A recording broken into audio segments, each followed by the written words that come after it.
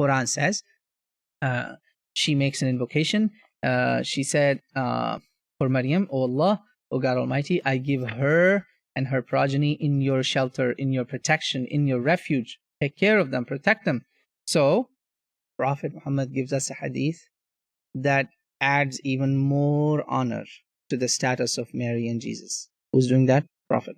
He said, every newborn has a touch of shaitan or a pinch of shaitan, except Mary and her son Jesus Christ, peace be upon him. He said, of course, he's not talking about himself, he's talking about everybody but him in the humanity, even the previous prophets. He says, why didn't happen? Because wife of Imran, mother of Mary, yes, grandma of Jesus, maternal grandma of Jesus, prayed to God to save them both, or save Mary and any of her children, of course.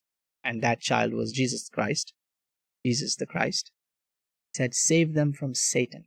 This is in Sahih Bukhari and Sahih Muslim, authentic hadith, and the reference number is 3248 of Bukhari and 2366 of Sahih Muslim. This is Prophet ﷺ telling us. Prophet told us, do not compete between me and the prophets and messengers of God. Prophet told us that.